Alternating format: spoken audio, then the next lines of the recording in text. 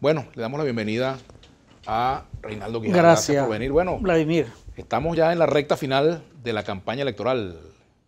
Reinaldo, ¿cómo te ha ido? ¿Cómo te sientes? ¿Cuál es tu expectativa de cara al domingo? Sí. Primero déjame hacer un comentario, Vladimir, sobre esto que acabas tú de denunciar. Yo no creo que ese tipo de situaciones sean casuales. Yo creo que es una expresión de la soberbia del poder, pero para desestimular el voto.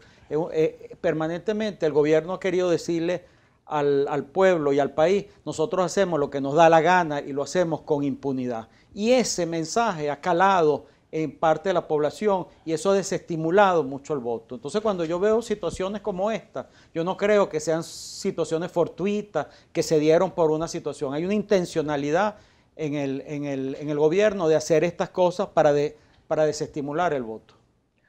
Bueno, eso es parte de lo que lamentablemente hemos visto ya durante repetidas ocasiones, ¿no? Este tipo de agresiones que uno no puede ni silenciarlas ni acompañar, mucho menos acompañarlas.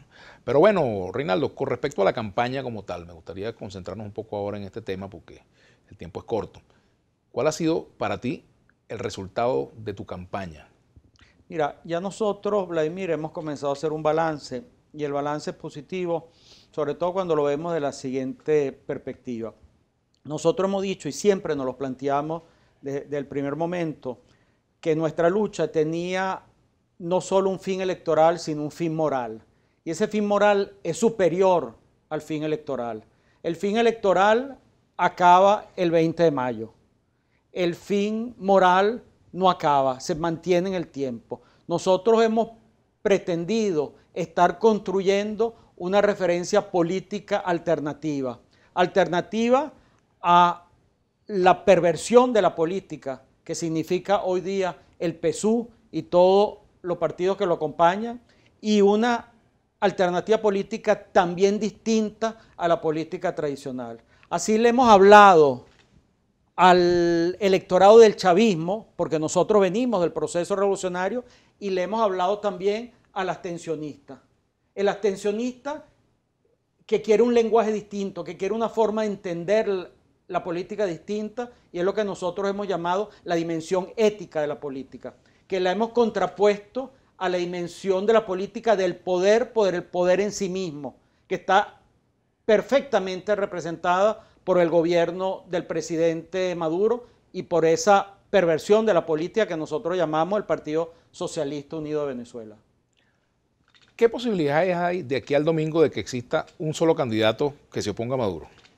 Mira, eso lo hemos evaluado y lo hemos analizado. Nosotros no tenemos ningún problema en reconocer que el candidato que tiene más opción de derrotar a Maduro, y creo que las tiene, es el candidato Henry Falcón.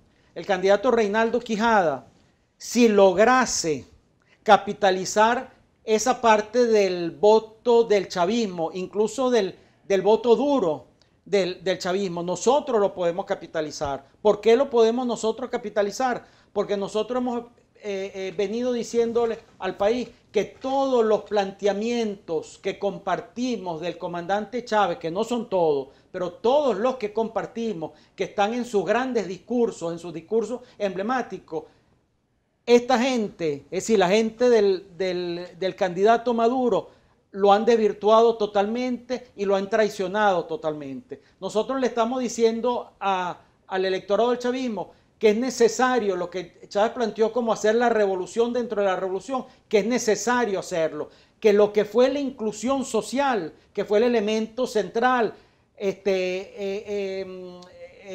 poder cubrir la deuda social, satisfacer esa deuda social que había acumulada, que eso son elementos importantes, pero que se han venido degradando y pervirtiendo y olvidando totalmente con el tiempo. Si uno agarra cualquiera de los discursos emblemáticos de Chávez, por ejemplo, en el golpe del timón, Chávez dice, insiste que hay que estar donde está el pueblo, habla de los consejos comunales, de las comunas, todo eso se ha desvirtuado, habla de la crítica y la autocrítica, se ha desvirtuado, todo absolutamente se ha desvirtuado en este proceso.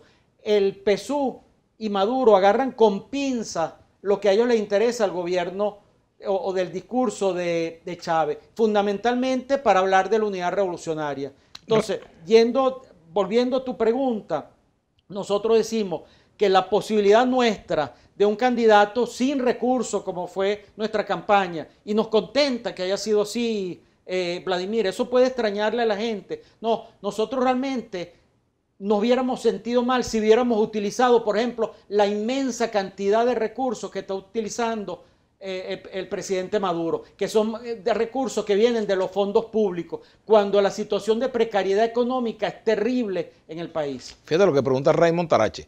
Menciona el trabajo social comprobable que tiene realizado usted como para aspirar a ser presidente.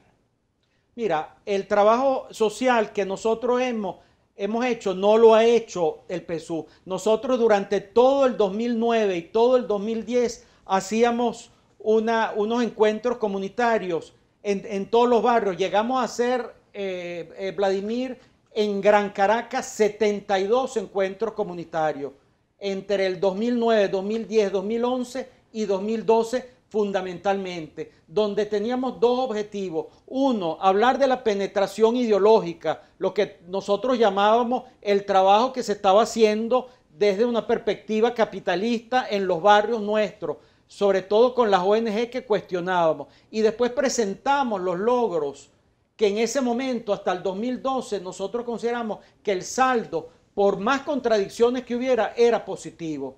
Entonces sí hemos hecho un trabajo social importante. Hemos además le hemos dado un sentido al partido político. No es un partido, un PP89, que está por encima de la sociedad y la gente, sino es un mero instrumento de las fuerzas sociales. Ajá. Aquí también dice, pregúntale al candidato por qué no se ha retirado si sabe que no tiene el apoyo del pueblo. Cristal RM. Mira, un fin moral está por encima del fin electoral. A veces las luchas, cuando tienen un carácter ético, no son reconocidas, no son valoradas, no son estimadas en el tiempo. Hay ejemplos históricos. Está el caso de Nelson Mandela en Sudáfrica, está el caso de Lech Walesa en Polonia, está el caso que es el que mejor conozco de Václav Havel en Checoslovaquia. Václav Havel, que llegó a ser presidente, los tres llegaron a ser presidente del país. Comenzó con un grupo que se llamaba el Grupo 77, porque eran 77 personas nada más que estuvieron denunciando esos regímenes que se fueron apartando del sentir del pueblo.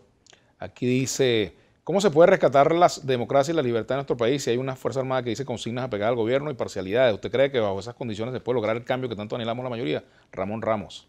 Mira, yo sí creo, la lucha es una, no hay otra. Nosotros tenemos ahorita un camino y por eso que no podemos apoyar la abstención. Aquí, por ejemplo, se ha dicho que nosotros estamos legitimando al gobierno del presidente Maduro. ¿Y qué he dicho yo? Quizás si gana el candidato Maduro, que nosotros creemos que no va a ganar, pero si llega a ganar, quizás su triunfo sea legal, no legítimo. ¿Por qué no es legítimo? Porque está haciendo uso de la coacción, del chantaje, de la extorsión, de la manipulación, del amedrentamiento, de la persecución, de la relación de dependencia del pueblo hacia el gobierno por vía del carné de la patria, por vía de las cajas CLAP, por vía de los bonos. Ahorita Diosdado está anunciando que es el bono de la lealtad.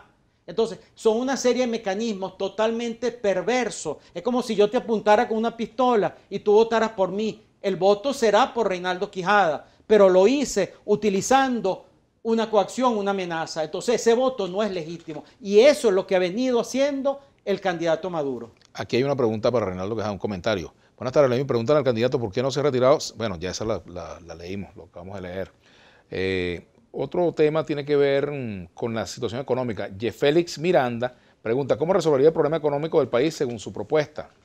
Mira, según la propuesta nuestra, nosotros hemos hablado que es necesario reconstruir, y digo bien la palabra reconstruir, porque no es recuperar, es reconstruir el aparato productivo. No hay país del mundo en la historia económica de la humanidad que ha logrado llevarle bienestar a su población si no produce nada, produce muy poco, que es el caso del gobierno venezolano. Y tampoco hay país en el mundo que haya logrado su desarrollo siendo un mero exportador de materias primas, bien sea petróleo o las riquezas mineras, que tanto con el desarrollo del petróleo no hemos sido capaces de diversificar la economía y ahora queremos explotar el arco minero, que son recursos de todas las generaciones venezolanas, y no procesando esos recursos. Vamos a la pausa y dejamos este tuit pendiente. ¿Cómo resolvería del país según su propuesta? Ya lo estamos comentando también. Tenemos un problema con la repetición de los tuits aquí. Problema técnico, disculpen. Vamos a la pausa, ya venimos.